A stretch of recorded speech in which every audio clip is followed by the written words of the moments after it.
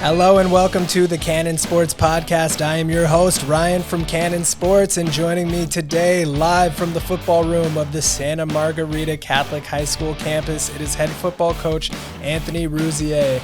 Coach, thanks so much for being on the pod. Yeah, thanks for having me. This is my first podcast experience. And there we go. I'm looking at this. We got the little 808 deal you got here. The little 808 heartbreaks. Yeah, you got it, man. You got it. So, Coach Rouzier, let's start from the start. Where are you from? I was born in Massachusetts, then moved to Arizona, back to Colorado, then to Mass. So, pretty much an East Coast guy. Lived about 20 years out on the East Coast. So, probably would say Mass. Everyone here would say Massachusetts, too. Massachusetts. All right. Now, growing up in Massachusetts, a little bit in Arizona, and then back in Massachusetts, what sports did you play growing up? Oh, man, I played everything. Played soccer, played football the second I could. Tried to play basketball, played like a football player. Played baseball, but my mom said it's too boring, so she's not going to come watch me do the baseball thing. So really, primarily that. Played lacrosse for a little bit. Loved that for the physicality, but I think I played it too much like football again, and then did a little bit of track, threw some discus. So a lot of different things. All over the place. Cool, man. Now, when you were heading into high school, where'd you go to high school? I went to Amherst Regional High School. Amherst Small Regional. town. There you go. Amherst, where UMass is at. Yeah, there you go. My fiance's brother lives in Amherst. He went to UMass Amherst. No way. Yeah, there you go. Really? Yeah, I mean, he's like 13 years older than us, but you know. Okay. But, all right, so heading into high school, what were the sports that you were targeting to play when you were going into high school? Football at that point, my dad was always a very realistic person with us, and told me early on, everyone loved hoops, grew up in the 90s, so Jordan was there, and my dad was like, you can play it, but if you want to have aspirations to be a Division I athlete, most likely it's football. My mom's from Ohio, so I was born with a football in my mouth. So football was a sport that I tailored everything around. All of my decisions, my whole paradigm was all about how can I be the best football player I can be. Now, with football, how much of it was like a love for the game, and how much of it was a focus on wanting to get a D1 scholarship somewhere? I think it was equally, both of them. I love football, always did, was built like a football player, short legs, long torso. So, that was something for me that was always my passion. In Colorado, so I moved in when I was 10 to Massachusetts, and in Colorado, you couldn't play until 6th grade unless you wanted to play up as a 5th grade. They knew Pop Warner there. So I was going to be one of those guys to go and do that. So when I played in Massachusetts, I played football my first year, Pee Wee. I wanted to play tight end, but they were like, dude, no one throws the ball. This was back in the day. So it's always really been football, always been my love, my passion. To me, it's just, we talk a lot about here. There's people that play football and there's football players, and those are two very different things. And for me, it was a lifestyle. And also a really unique thing my father did for me, again, trying to be as practical about things. We're very fortunate. My dad was a sports med doc, so we had money, but college in the States is super expensive. Yeah. And when I was 13 years old, he said, hey, this car I'm driving, if you get a scholarship, you can have this car. And what kind of car was it? It was a Passat. Okay. It was a Passat. It was his first leather seats car. My dad was super, kept things, low. Yeah. He was a doctor for 15 years at that point, and he finally got his first car with leather seats. It was a big deal. Yeah. And he would drive me to school when I started in middle school, and he told me, like, hey, this is something for you to work for. And then also I was lucky enough that there was money saved up from my grandfather to go to college, but he was like, hey, you can use this potentially to buy a house. Yeah. So when I was in college, again, in high school, moving all the way through, I always had another incentive, which was really unique for a kid in my situation, I think, because it made me think about things differently, where I was fortunate. I didn't have to do it to, quote unquote, get out. Yeah. But I had the same mentality of understanding, like, hey, there's consequences to your decisions. It's not just, oh, I play ball, And so I'm thankful for that, because it taught me at a young age, like, what the meaning of sacrifice was. When certain kids wanted to do things that were outside of being the best versions of themselves, I had to make a decision. And if I made poor decisions, I understood the consequences based on what the long-term goal was. Yeah, absolutely. Now, when you were playing football, what was your position? Growing up, it was running back and linebacker, tight end. I pretty much played everything but corner and line growing up. And then once I got to high school, I started off playing linebacker, played some quarterback as well. But linebacker's always been my thing since I was since I could remember. Yeah. Now linebacker playing in high school at Amherst. What kind of a team was your high school team? What kind of success did you guys have, and what kind of playing time did you see? So my freshman year, I was extremely fortunate. So the way it worked, even before freshman year, I played travel basketball, and there was a guy by the names of James Ihedebo who was a few years older than me. My dad was their family doctor, Nigerian family, first generation from Nigeria to the States. Dad worked at UMass, mom did too. And he really took me under his wing. He'd known me for a long time. And so as a freshman, I would lift with him. He basically was like my big brother going into my freshman year. And I think that really accelerated my opportunity to play. It's a totally different league than this, obviously, where, this Trinity League is the best league in the country, where I got a chance to play as a freshman. So I ended up pretty much playing the last 6 games on varsity as a backer, more on a weak side. Again, back in the day, 4-4, like true 4-4, like guys down, nobody rolling, just 4-4 cover 1, like kind of like the Seattle deal. And then I moved into like the Mike Will position, bounced around, and then pretty much played Mike my junior and senior year for my coaches, and was super fortunate too because I had great coaches since I was little. Pop Warner, and then my middle school coach was the state, led the state in tackles, and then he was coached under my coach, Tom Cullen, who was an 1AA All-American at Youngstown State, who won a national championship. So I was steeped around great guys that knew the game and knew also how to connect with their players, and were hard on me, but they loved harder than they coached. So kind of a long answer, but it's been extremely important to me. It's helped me, as a twig bends, so as a tree grows, right? So when you have guys and men that mentor you, have a great father, great mother, but also coaches that help you to become the best young man that you can be and talk to you and hold you accountable to things, and know you can be better and push you. I think it's really what ingrained becoming a coach. Yeah. Yeah, absolutely. Now moving out of high school, I have it down that you played at UConn in 2005. I actually have it down that you were the first walk-on freshman to play in UConn's 1A era. Yeah. What was the story behind you going to UConn? What was the process like for you walking on? Sure. What did you see as the difference in competition going from high school into college? Sure. So I don't know if I was the first freshman to play, but I was the first freshman to start that played. They had just went to a bowl game. UConn was on the up and up. Randy Etzel's first tenure there. It was more or less Power 5 because it was Big East, right? Yeah. That's when you had Louisville was there. That's when Syracuse was just about to move out of it and go to the ACC. So there was a bunch of really good talent, and I was overlooked out of high school. Or I don't know if I was overlooked. I thought, I wanted to play big time ball, and it wasn't in the cards. So I had that itch that I had to scratch. And I wanted to get a chance where I can actually go play. Like I didn't go walk on to Ohio State. Right. I mean? I walked on to UConn, no knock to UConn, but I went and watched them practice, and I was like, I think I have a chance to play here. A handful of guys got hurt. And so I think, again, going back to the guys that had developed me as a player, my coaches in high school, middle school, my dad, all these different people that were mentors, right? It takes a village.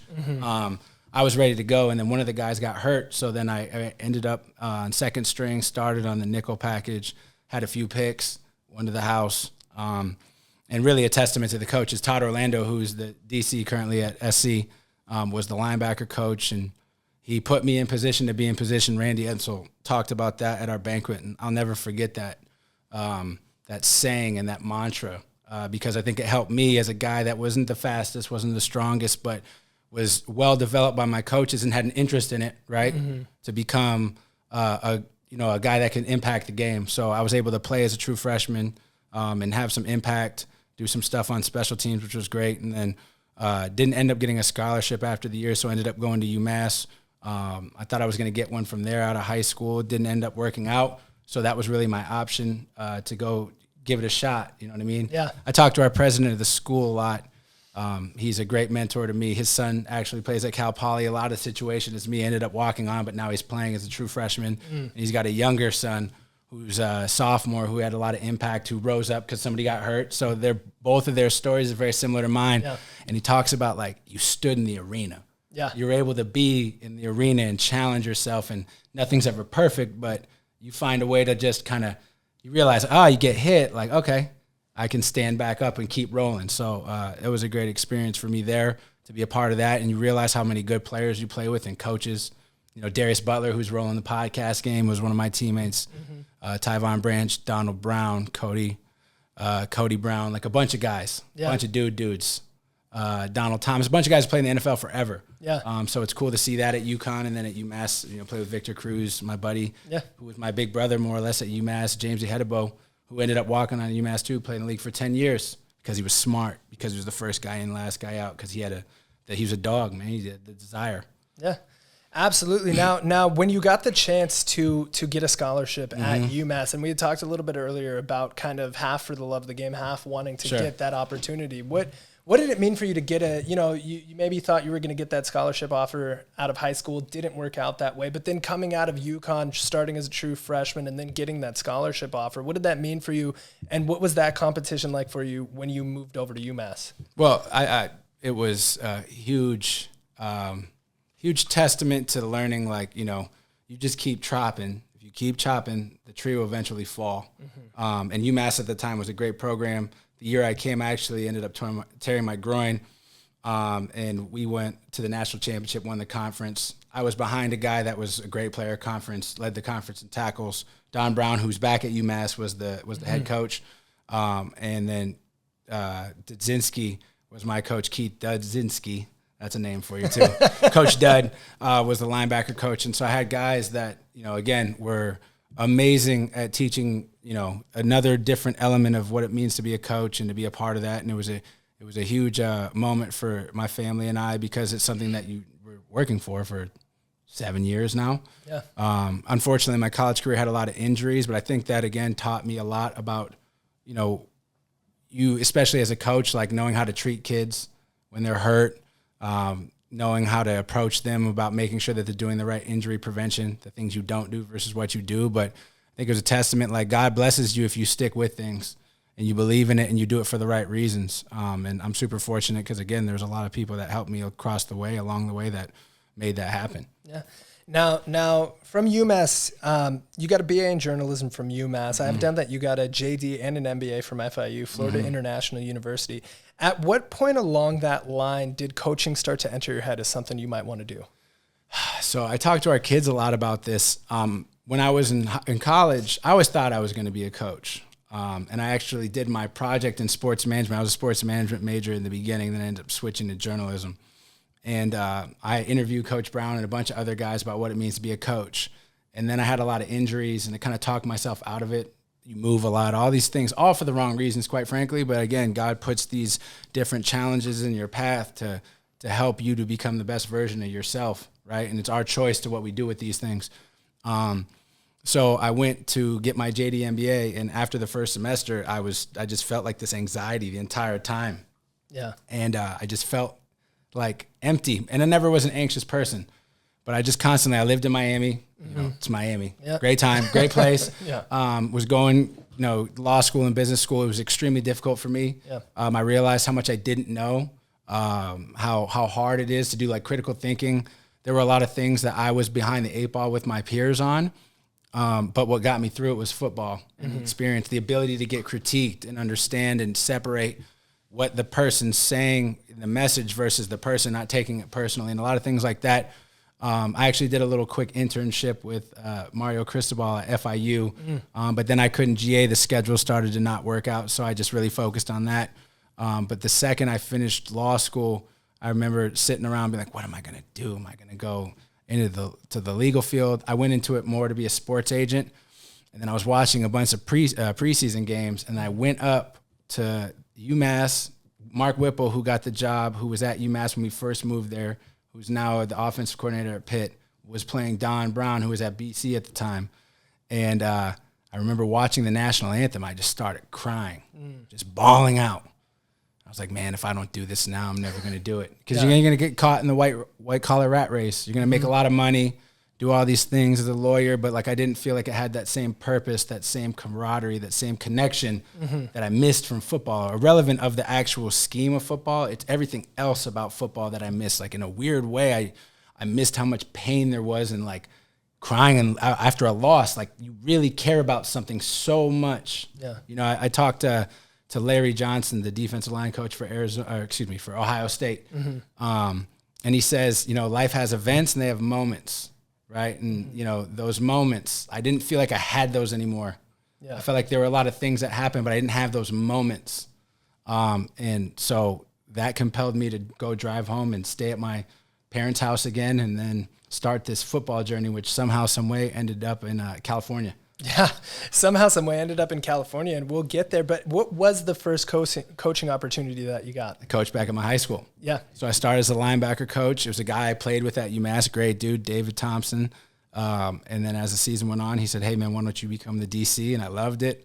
You know, I was coached by so many amazing guys when I was in college that they helped me and prepared me. I always thought like a coach. I thought I was going to be a coach. I did a little internship with Coach Brown while I was in college. Yeah. So I felt ready for it to some degree. Obviously made tons of mistakes, but just tried hard. Yeah. Did that, and then volunteered at UMass. Ended up being a volunteer coach at Winston-Salem State University for about 5 months. And then right before the season started, again, UMass GA job opened up right before camp. So ended up packing my stuff up, driving to North Carolina and doing the GA thing for 2 years, and then ended up over in Germany. Yeah. And then the guy I worked with, who was the head coach, Sean Embry, he ended up over here and called me. He's like, dude, I'm going to get you a job at this high school. I was like, high school? It's like, bro, I'm telling you, this thing's not like a normal high school. And then we talked all the time anyways, because we became brothers, like best friends. And then he told me they played Mater Dei. My dad's from the Bay, so he lived down here, went to med school at SC. And so knew of the league, Bosco, Mater Dei, handful of their teams, Servite, you know, and he was like, hey, this is the real deal. So my girlfriend and I checked it out. I was living with this girl over in Germany, became the head coach because he was the DC, or he was the head coach and I was the DC. We visited, I got a job, and we got married 3 days later. So we did the 90-day fiance thing before it was like a real, you know, before it was a show.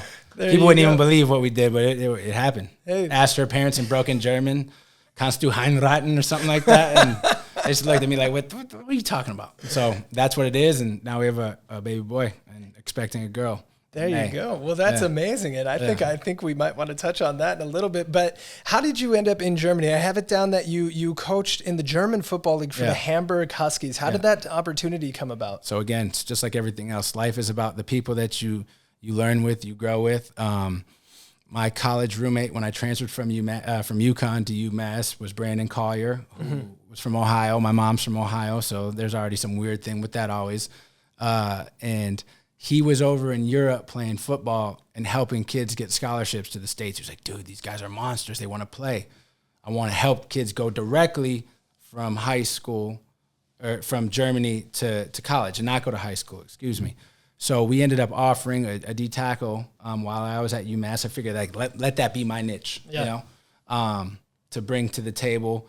And then he showed me a bunch of other guys. He was like, dude, you should come out here. Yeah. You can be like a DC or coordinator or something. Yeah. So I put my information on this deal called Euro Players, and I got contacted by the Hamburg Huskies.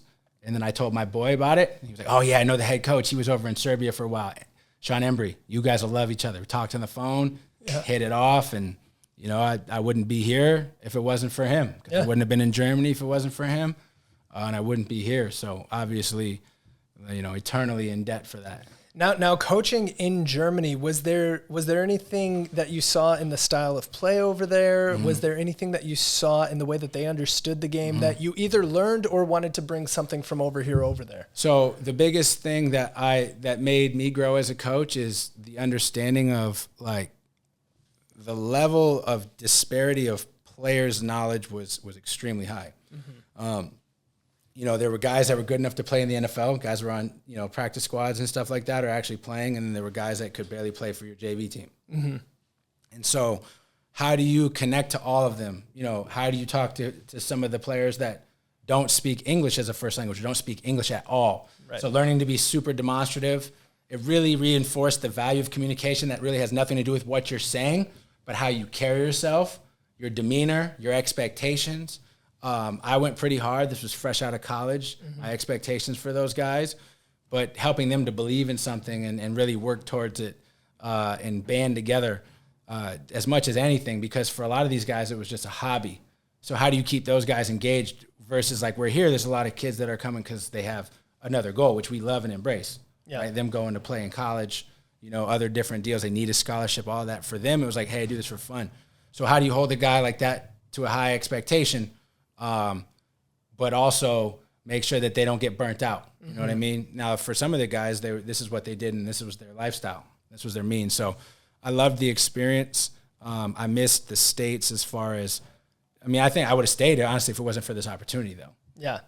Yeah, absolutely. And I'd be remiss if I didn't get this story. So the 90-day fiance. So you meet a woman in Germany. Yeah. All of a sudden you've got an opportunity in California.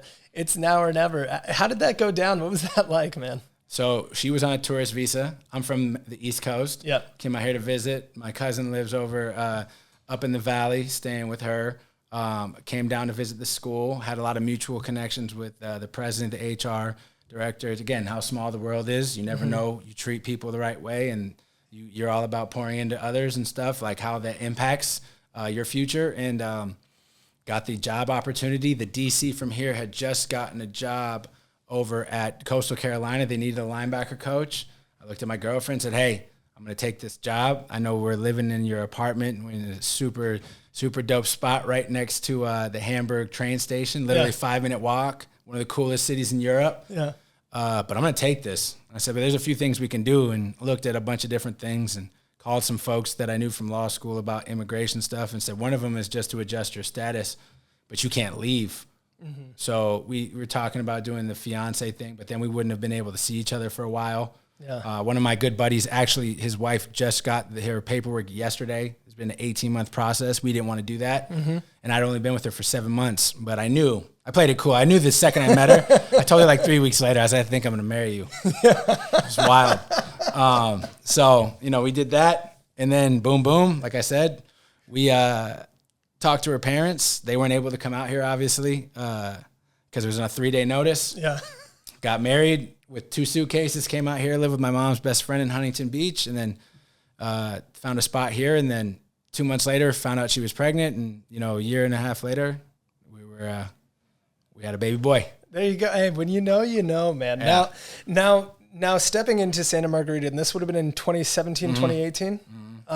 So your first experience, not only with California high school football, but you stepped into the Trinity League, which I've said on this podcast before, but Max Prex has it named as the toughest high school football league in the country. We've got Mater Dei, Servite, John Bosco, J. Sarah, Orange Lutheran, Santa Margarita. If you look year in, year out at a top 10 national ranking of high school football teams, there's a solid bet that the Trinity League is going to have 2 to 3 teams in that top 10. What was your impression of not only Santa Margarita, but playing in the Trinity League? It's a high school football league, and yet the competition is unbelievable. Yeah, it's not really high school football. Yeah. I mean, we're sitting in, a conference room at a high school. Right. I'm super fortunate, blessed, and we talk to our players about this all the time. The opportunity. I coach football. That's my job. I don't have any other responsibilities, but it's such a high-profile program with so much investment from the administration, from the community, the expectations to be competitive and carry the kids to have the high character that it takes a lot of time that really, frankly, they need it, to have somebody that has the freedom to do it. And so it's an unbelievable privilege. Obviously, you have great coaches in the league that have been doing this forever, and Rollinson and, Jason Negro and Troy Thomas, but you also have great coaches that have been pulled and attracted from other places, so you got a lot of guys here that can really go and make some serious headway. And it's wild because, it's not like a public school where I went. You just went into your district. Right. They're all coming here because they want to be developed and to become the best young man that they can be wherever they choose. So it's a competitive environment. And so it's a great deal. But, we're playing against guys that are going to play in the NFL on Sundays. Yeah, absolutely. Crazy. Just to name a couple of the Santa Margarita alum, we had Chris Long, we had Carson Palmer. There's a lot of others, but those are probably 2 of the most high profile. Different Chris Long, not Chris Long. Chris Long. Yeah. That's not Chris Long from the UVA, though. Okay. Yeah. But there's guys, though. A bunch of guys. Yeah. Now you worked for 3 years as the linebacker coach and eventually the interim head coach. And then in March of 2021, so this past 2021 is when you were offered the head coaching position. And then boom, you're hit with a COVID season. Yeah. I mean, you're not hit with it. I mean, it was 2021, but that's the COVID season when, at least in California, all sports were playing a spring season. What was it like as your first head coaching experience to be coaching in what was a condensed season, a delayed season, all the COVID restrictions? What kind of a learning curve was there for you there? Well, one thing I was lucky, actually. I was the interim head coach in Germany for a little bit. So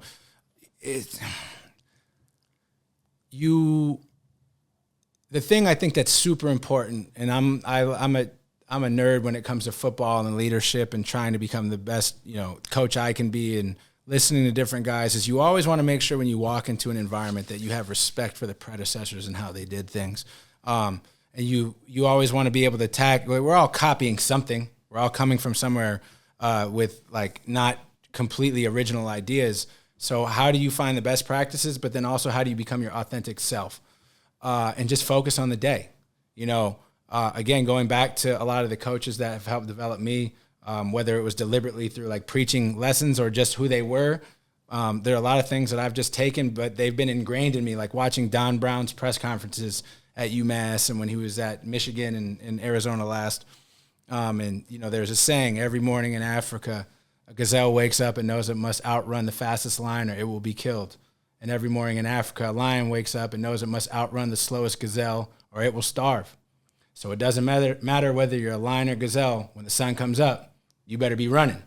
And that's kind of my approach all day, every day about what you do. And if you focus on, okay, we're going to have big picture goals, but how do we win the moment? How do we be present to what we're doing? Then you don't get overwhelmed with what's going on. You want to be hungry, but you also have to have the humility to know that you have no idea what's going on. Mm-hmm. So for me, I had an amazing support system here. I had a lot of coaches that were my peers that helped. And it's been something I look at it much more from a centralized nucleus that grows its way out than a hierarchy of leadership. Mm-hmm. And I'm just really lucky because I have really amazing people in the administration and people as coaches and parents and support that have worked through it. And I know I don't have all the answers, but if I don't know it, I'm going to try to find it. Yeah. Now you talked a lot about some of the great coaches that you played under, and then even just in listening to kind of your story as a player, the amount of adversity that you overcame and kind of that, just knock down, keep getting backed up. What kind of a culture are you looking to build here at Santa Margarita? Sure. And kind of what is the philosophy of how you want to instill, a culture of excellence in your kids? Right.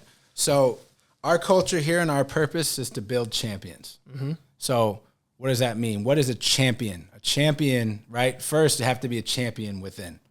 And to build a champion from within, you have to teach them and give them a paradigm of sorts to help them walk through their life, mm-hmm. right? And, for us, our number one goal is to get invited to their wedding. Mm-hmm. And so in order to get invited to their wedding, you have to have a transformational relationship with these guys. You got to teach them how to connect with each other. We have to do our part to connect with them as coaches. We have to be willing to show our vulnerability to them, to teach them, and kind of like that whole thing. I just read the book, The Season of Life, and talks about John Ehrman. I'm going to read Inside Out, but I talked to one of our athletic directors about that, about, reshaping masculinity and having people and guys understand what it means to be a man and how important that is and how you treat women and your respect. And are you the guy in the class that when the class gets out of control, you're the one that's able to control the class and the narrative so that you're the support system for the teacher, real leader, right? Really, we want in life that the quest is to be the people that when people come around you, they just feel better because you're there to serve them, right? And so for us, that's a quest, and that's our number one reason what we're trying to do. And again, mentors, I talked to a guy, Jim Kuna, who's was the former head coach at Olu and a bunch of other places, and he said, yeah, you want to get invited to their wedding, but you also want to make sure they're a good groom. They're a good dad, and I was like, absolutely, and it's just helping to articulate and frame those things and teach these guys contextual understanding of in this environment, this is how I need to act, right? Again, as quick of a turnaround as my wedding was, I still invited all my coaches because they were a huge impact on my life. And our number one goal is to make this feel like home. You just came in here, as lunchtime. Yep. We're not playing football anymore. Yeah. There's 15 kids out there hanging out. Looks like damn near the entire team, yeah. Having blessed. Mm-hmm. You know what I mean? Because they feel like this is a place that's safe, that they can be themselves, but they also know that they can come here and we're going to hold them accountable. So making this feel like home for our guys, making this feel like home for our former players, to build that up. So when they come around, they understand, like I understand, like I didn't build this. Right. This was built because somebody else did great work, and investment from the community and the administration. So again, going back to the idea of like having respect for your predecessors and understanding that. Our third major pillar is we want to help them harvest their talents. And so we're just excited about a kid like Hero Kanu, who's got, finalists of Oklahoma, Ohio State, and Georgia, as we are kids that go to Chapman. Like I genuinely, it doesn't have any more of an excitement level for either of the kids. Did they use this experience here? More importantly, did we help them to develop themselves and use this as a launch pad to get them to a place they wouldn't have been? And more importantly, off the field. Right. Again, going back to that. And then our last one is to win. Yeah. Right. Like, and we're not afraid to talk about that because, again, I think it goes back to the vulnerability piece. Like nobody rises to low expectations. So what are you doing? What are the things you want to do? What dreams do you have that are going to get you where you go? So for us, that goes really into our core values as a program, which is to be a dog. Like that's our identity. Like if someone said, what do you want your dudes to be like when the coach, man, those guys are some dogs. Whistle the whistle, disciplined. They play hard. They play for each other. They're not worried about the external things. They're externally aware. They're outcome aware, but they're not outcome driven. So desire to achieve greatness, right? What do you want to do? How do you become the best version of yourself? And how do you help the team to achieve its goals? The attention to execute. So teaching them understand, like, we read the book Legacy. So the idea of a redhead versus a bluehead, like what are the anchors that help them in situations so that they can get back to neutral and get back on their goal and their path to get back to their desired goal. Right? The willpower to persevere through it. So it's easy to do things one time. It's easy to show up for a day, but what do you do day in, day out? And then, for us, there's a grit to it. So there's the gang. And we don't mean like literally going out and being gang, obviously, but that brotherhood mentality, like that you put your blood, sweat, and tears into this for somebody else, not for yourself, right? It's a selfless endeavor. So for us, that's what a dog means. And that's the constant language that we're inputting into these young men. And the quest for us really is like, I'm sure for you, that you guys talk about with the other guys in the podcast is how do you take that language and instill it and ingrain it into the daily habits of these young men so that they can be positive people and impact people in the community. And we have our shortcomings. There's a lot of things that we need to work on as a staff, but that's really my role as the head coach is to be able to do that and be able to work through it so that we're constantly, it's the whole idea of like there's style and there's fundamentals, right? Like the fundamentals are the hard work, the desire, the attention. It's how you cultivate those things. Those are fundamentals. The style is how you implement them differently depending on who the kid is, right? Or the player. And so what are you doing to continuously iterate or have that Kaizen, that constant improvement to make your program better? Again, and that's where I'm super fortunate because I meet with the administration all the time because they know I'm a young coach. These guys are seasoned in this and they understand that. And there's a support system here to help us be the best team that we can be on the given day and just try to win the moment. Absolutely. Now you touched on it a little bit with off the field as well, but what do you think football or even organized sports in general teaches, kids and adolescents that they can take with them into whatever the next steps of their career are? Because for most of us, it's not going to be the sport. You know what I mean? Well, I think I learned that by being in law school and we get cold called. They'd ask you like, what's the procedural history and what was the logical reasoning behind Marbury versus Madison? It's written in Old English. You don't have no idea what's going on. And there would be kids that would just get torn up emotionally because they were called out because they don't know what's going on. Yeah. Football got me through that. Football pushed me and made me realize how much the mind is a muscle, right? Your spirit's a muscle, like everything else.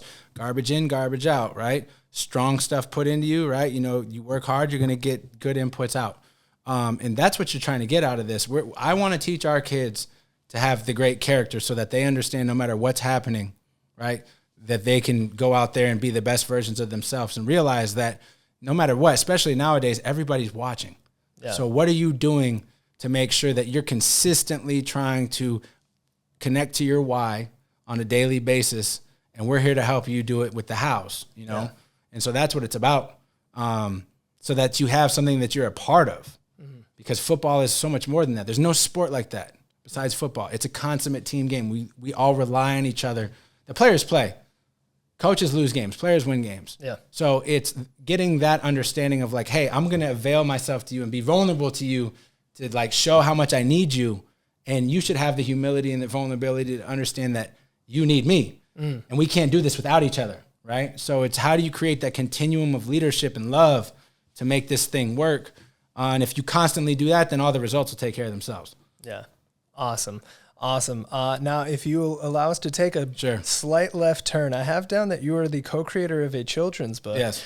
What is this book, and what led you to want to do something like this? So my buddy and I were in law school. We used to have a lot of ideas. We used to eat too much, and he said I ate like Henry T. Ford, like the assembly line. Yeah. So I was like, wouldn't it be funny if there was a book that taught kids, like, or more irony of like unhealthy habits to healthy habits and a visual transformation in the character. Yeah. And then his sister was an illustrator and drew it, and it was Henry the hamster.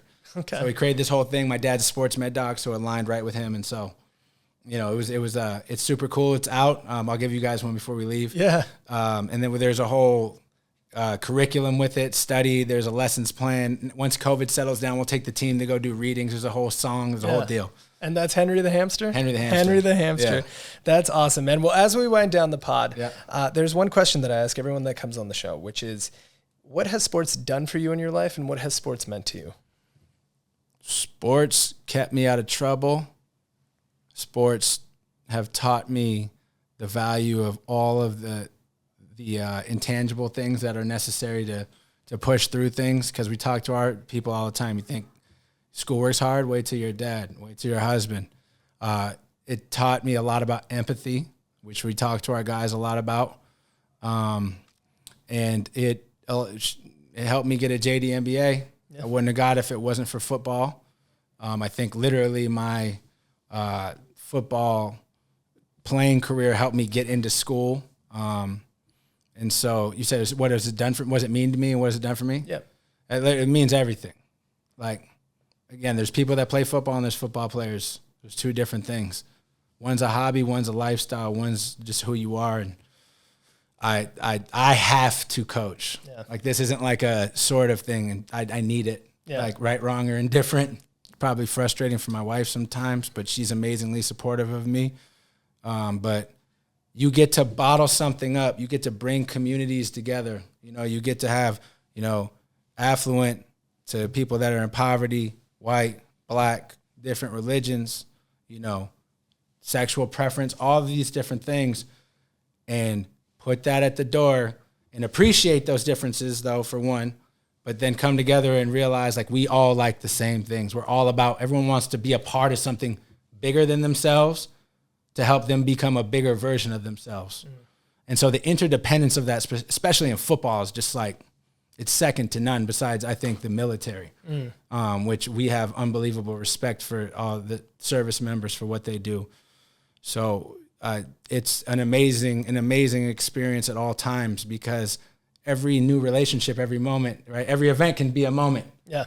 If you look at it like that. Yeah. If you want to find that. My dad always said, you look hard enough for something, you're going to find it. Yeah. So right here, we're looking for how can we build young men into the best versions of themselves? And in turn, they give us so much more than we could ever give them. Yeah. Awesome. Well, Coach Anthony Rouzier, thank you so much for coming on the show. We really appreciate it. Thank you to you guys who are listening on Apple Podcast, Amazon Music, Spotify, or wherever else you get your podcast. Thank you to those of you who are watching on YouTube. If you guys want to check us out, we're on Instagram at Cannon Sports. We're on TikTok at Cannon Sports Official. We're on YouTube /Cannon Sports Media. And of course, cannonsports.com for all of your sporting goods needs. Thank you guys so much, and we will see you next time.